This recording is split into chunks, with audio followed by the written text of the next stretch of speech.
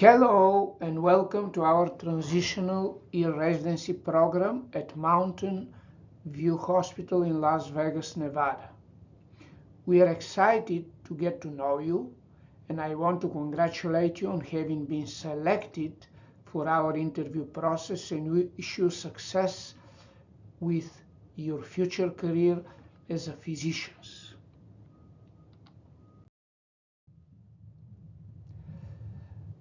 I want to familiarize you with our hospital and our facility in which you are going to basically do your transitional year residency. From the beginning, HCA Healthcare, to whom MountainView Hospital belongs, was envisioned to create a healthcare company with a scale, resources, and clinical expertise to deliver patient-focused care in communities across the nation. More than 50 years later, HCA Healthcare is a community of caregivers dedicated to our mission. Above all else, we are committed to the care and improvement of human life. MountainView Hospital, Southern Hill Hospital, and Sunrise Hospital, those three hospitals, which are connected together in our Sunrise Health GME Consortium. All of these hospitals belong to the HCA Healthcare. So I wanted you to become familiar with the HCA vision. HCA is one of the nation's leading providers of healthcare services and is comprised of 186 hospitals and more than 2,000 sites of care, including surgery centers, freestanding ERs, urgent care centers, diagnostic and imaging centers, walk-in clinics, and physician clinics spread out over 21 states in the United States and in the United Kingdom as well. Based in Nashville, Tennessee, HCA created a new model for hospital care with over 280,000 colleagues, 98,000 registered nurses, and 46,000 active and affiliated physicians providing 5% of all inpatient hospital services in the country. We have invested heavily in our communities and donated millions to charitable organizations. In addition, the Sarah Cannon Institute of HCA provides state-of-the-art cancer care close to home for hundreds of thousands of patients and delivers healthcare services in more than 170 languages and dialects to bridge the gap in healthcare disparities. HCA also embraces environmental sustainability to promote energy and water conservation, green building initiatives, and increase the recycling and in environmentally conscientious purchasing. Our GME program is robust. We are the largest sponsor of GME in the United States and boast a 93% board pass rate, slightly higher than the national average. We also maintain high standards with national ground rounds, simulation resources, mass casualty event training, surgery curriculum, as well as patient safety initiatives. MountainView specifically has been named one of the top 100 top best hospitals in the nation and best regional hospital. Along with nearby Sunrise and Southern Hill Hospital, as I mentioned before, also in Las Vegas, the three comprise the Sunrise Health Graduate Medical Education Consortium, and as I mentioned, they all are HCA basically hospitals. But MountainView Hospitals is the best regional hospital in Las Vegas. We host several GME residency programs at MountainView Hospital to include anesthesiology, emergency medicine, OBGYN, PMNR, surgery, internal medicine and radiology, as well as transitional year residency. Southern Hill Hospital, which is a short 20-minute drive away, additional host family medicine, psychiatry, and neurology program, as well as transitional year.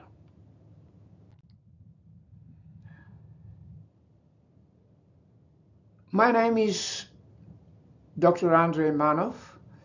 I am the Transitional Program Director at Sunrise Health GME Consortium in Las Vegas in MountainView site. I'm core faculty also in internal medicine and board certified in internal medicine and endocrinology, diabetes and metabolism, and professor of internal medicine in Turu University, Nevada School of Medicine and University of Las Vegas, Nevada, as well as in Burns School of Medicine in Fort Worth, Texas. As one of MountainView transitional residents, your rotation with us will include internal medicine, general surgery, emergency medicine, ambulatory care clinic, and intensive care unit rotation. We also have several elective rotations such as anesthesiology, PMNR, neurology, sleep medicine, pulmonary medicine, radiology, orthopedics, ophthalmology, cardiology, endocrinology, GI, infectious disease, nephrology, hematology, oncology.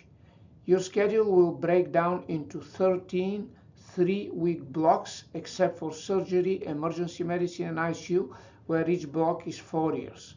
The TY program requires at least 24 weeks of fundamental clinical skills as per GME requirements, with at least 4 weeks in emergency medicine, ICU, 4 weeks in ambulatory care clinic as well, and 4 weeks vacation. Collectively, this will make up to core rotations. So all these are core rotations. Usually the internal medicine rotation inpatient wards is between 10 and 12 weeks. And to this we have to add the 4 weeks ambulatory care, as well as 4 weeks emergency medicine, 4 weeks of surgery, 4 weeks in ICU. So basically we are going to exceed these 24 required core rotations, and then you'll have the option to go to the elective rotations as well. We have through Southern Hill also dermatology rotation as well.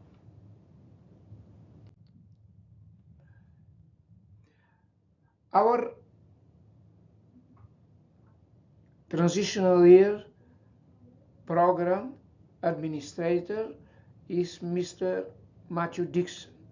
You will work with him frequently, and you can contact him as well, and he is the point person who will address all your necessary immediate concerns. He's a specialist in basically computer, and he has been over our IT in the past, so he is very versatile in working with the residents, very experienced and very computer savvy.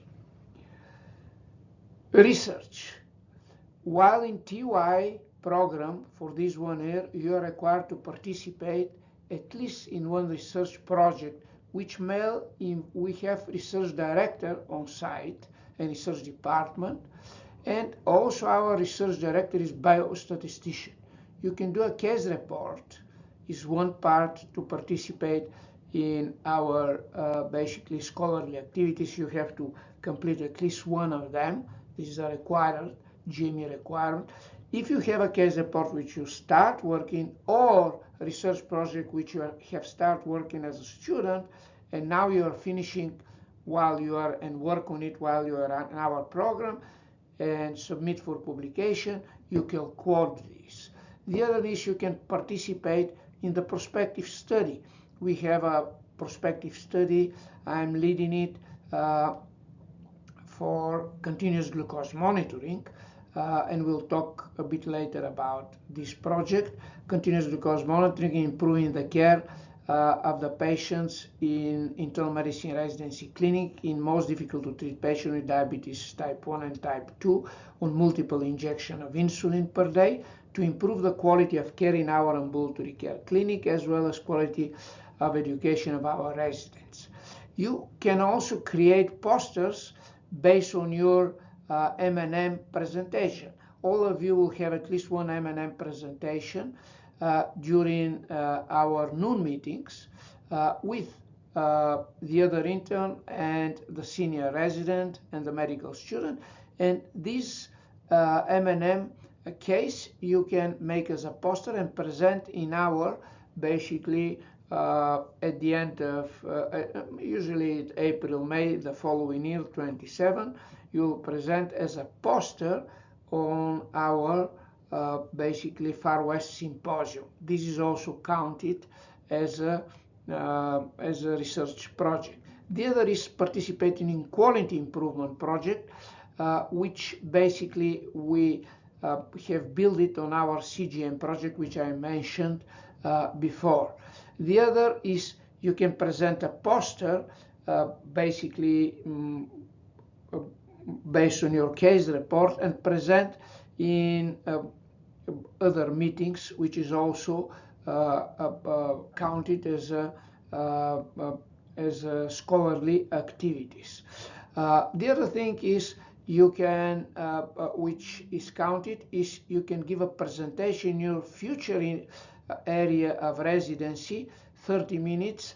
Usually we do this on Fridays or any other day during the noon conferences in the hospital, and basically it will be a presentation which will be more than 30 minutes. For example, if you are in PM&R, you can talk about low back pain or how to examine the upper extremity or lower extremity. It has to be something which benefits the sponsoring program, which is our internal medicine residency program.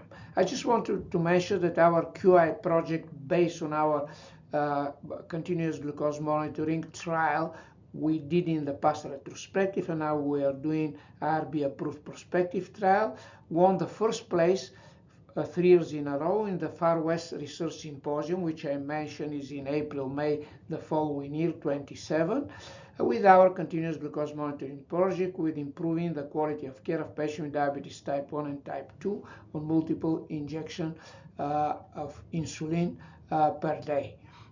We have applied to IRB, and 5 of our transitional internal medicine residents participate with me in this interesting project where we monitor diabetic patients using continuous glucose monitoring.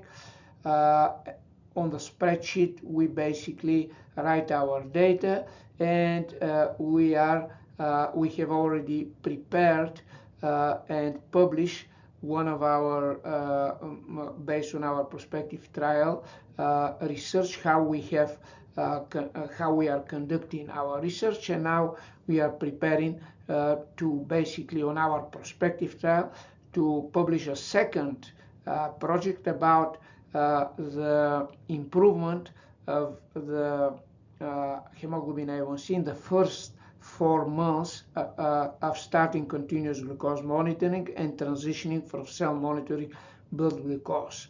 The residents who participate in the project, they call the patient every 2 weeks and see them in the clinic every 2 months and adjust their insulin as needed. Me as a board certified endocrinologist and part of the ambulatory care clinic, I educate each of those residents how to adjust the insulin, how to read continuous glucose monitoring graphs, and they consult with me if needed how to adjust the patient's insulin. I see all the patients from the CGM project when I'm in the clinic, or usually Mondays, Wednesdays, and every other Fridays. In the morning, I see them, and also I work in close collaboration with our CGM team. The goal is to train our residents, they to be responsible for adjusting the insulin treatment and other antidiabetic treatment for the patients enrolled in this prospective trial. You are more than welcome to participate because it will be counted as scholarly activities in the future in our prospective CGM trial. Our simulation center contains advanced educational audiovisual technology used in training internal medicine TUI residents in controlled stimulated environment to recognize and manage common clinical conditions encountered in the real world. The educational space is comprised of two equipped patient rooms, the briefing room, laparoscopic stimulation room, and a high-technology surgical procedure lab. These rooms may also be converted to patient rooms if needed. Education. We have several educational materials for you, including access to Johns Hopkins modules, one of which will be completed each month. It's obligatory by you. It will be sent by our program administrator, and you will be discussing your ambulatory curriculum. Discussing this module during ambulatory curriculum, which happens each Monday if you are ambulatory care clinic. If you are not, you just need to complete each module each month, which Mr. Matthew Dixon will send you via email. In addition, online courses and databases such as HCA, HealthStream, and UpToDate are available, as well as UWorld Medical to help you prepare for your Step 3 exam. If you pass your Step 3 exam, you will be reimbursed the cost of the exam. We encourage you early application, to get an early application to take the exam. I just want to mention that on the top of this 4-week vacation, it's in my discussion, but I usually give one more week to the residents for preparation for basically your Step 3 exam of USMLE. Basically, I am suggesting that you apply immediately for USMLE exam upon coming here in order to schedule your exam early in the year in order you to be reimbursed. If you sit for the exam, which is a requirement to pass the program, but you don't have the results that you pass the exam by the end of the residency, you won't be reimbursed. This is why I'm encouraging you immediately to apply when starting residency to assure a slot, and if you pass, you will be reimbursed. Food allowances. While a resident, you will be provided bi-weekly food allowance for daily use in the hospital cafeteria. We will also have 24 access, our access to the resident lounge, which is pictured to the right. The lounge has free food and drinks that are stocked daily. For on-call meals, you will receive $475 twice a year and $500 for attending orientation, which typically occurs the last week of June. Let's talk about Las Vegas. To surprise of many people actually live here. We are home to a very diverse population of more than 3 million with a variety of museums and premium shopping outlets to visit. You can ski at Mount Charleston, swim or boat at Lake Mead, or hike at Red Rock Canyon. I just want to mention that between the mountain and the Lake Mead, so you can hike on the mountain and go to the Lake Mead, it's 1 hour from one side to the other side. We have also Lee Canyon, which you can go, which is a beautiful canyon around here, and climb in Red Rock Canyon as well, and hike and rock climb. The water sports are in Lake Mead, as I mentioned. Our temperatures are mild in the winter, usually between 58 and 39 degrees. Once or twice in the last few years, it dropped to 32 degrees. And in the summer, are hot, rising to 105 in July, but with a very low humidity. So the difference between high temperatures here and, let's say, Texas or Florida is that the heat here is basically dry, because it's a desert. We don't have humidity, and you don't feel the heat as you will feel it, for example, like in Florida or Texas. Our sports footprint is quickly growing. We host in Las Vegas Raiders as well as Golden Knights, who won the Stanley Cup in 23. And soon we will be home to the Las Vegas Athletics Major League Baseball team. Our WNBA team, the Las Vegas Aces, won the WNBA championship in 22 and 23, the first team to win back-to-back championship since 2002.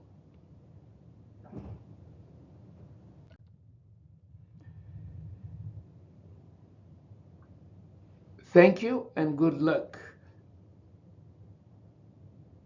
Thank you for your interest in GME program at Mountain View Hospital. Wish luck to all of you. We will have if you have additional questions, you'll have time during the interview in which you definitely can ask me these questions. Usually at the end of your interview, I give 2 to 3 minutes in which you can ask me additional questions regarding our program. Again, thank you for your interest in our program.